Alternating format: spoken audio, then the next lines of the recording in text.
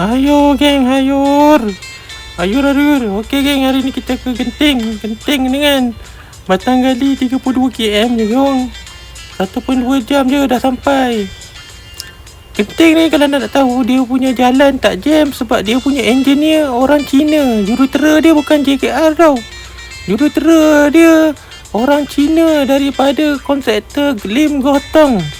Dia tak pakai JKR tau. Dia pakai engineer dia sendiri. Tengok jalan Genting, mantap. Okey, syarat nak naik Genting, pakai gear 3. Gear 3 sampai atas, anda akan selamat. Tapi RPM tak payahlah tekan kuat-kuat geng. Okey geng, hari ni saya jumpa kereta jutawan geng. Tengok, inilah pelit yang saya katakan, nilai dia 1 hingga 2 juta. Saya tak tahulah mereka pergi hati buat apa kat sini.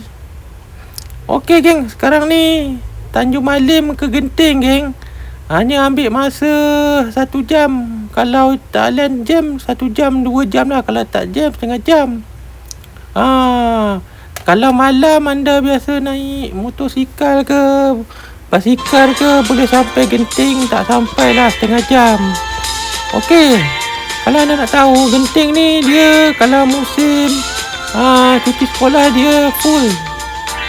Lagi satu saya nak beritahu anda, kalau anda pergi ke Batang Kali ni kira macam Genting punya lah. Tapi Sunway pada sini, anda jangan terkejut lah jumpa banyak penjaja semua orang Indonesia geng. Tadi saya nak cerita geng, saya pergi beli apam balik geng. Saya tanya 2-3 kali disenyap je. Lala saya cakap, okey tak payahlah, saya balik lah, pergi makan lah, belah lalu. Saya cakap macam tu lah. Betul geng, sombong geng orang Indonesia sini. Saya tak tahu dah mana orang tempatan. Tapi yang saya tahu, orang Indonesia banyak lah dekat Batang Kali ni. Banyak sangat. Lepas tu barang niaga semua tak sedap geng, tak ada kualiti. Okey geng, sekarang ni saya depan Bonda Rosita. Ni saya pernah pergi geng, dah lama dah, 10 tahun dulu saya pernah pergi. Tapi sekarang ni saya tak pergilah sebab dah sombong lah management dia. Masa tak famous dulu okey lah. Masa saya pergi tu baru nak siap geng. Saya ingat dalam setengah tahun siap lah. Okey geng, 36 km lagi kita akan sampai Genting. Hari ni saya tidur di Gotong. Dekat Genting ni geng, kalau anda nak naik gear 3 cukup. Motor Honda pun boleh naik geng, jalan tak jam. Cerita pasal tadi tu, memang tak syok lah Batang Kali geng. Semua menyaga, semua orang Indonesia.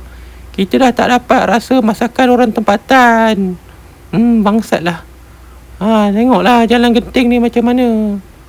Nak kata jalan tu cantik, memang cantik geng. Sebab situ si jalan ni engineer yang buat tu kebanyakan British. Jalan Genting ni dah lama dulu engineer British. Sekarang ni engineer semua Lim Gotong tahun 60-70-an. Nanti saya tunjuk kat mana sepadan Lim Gotong. Aduh, bila nak sampai ni? Macam ni lah nak naik Genting geng. Asyik jam je. Tak tahulah. Okey geng, ni lah saya cakap. Lagi satu dekat sini orang Batang Kali suka datang sini. Gaji mahal, gaji 2,000 geng.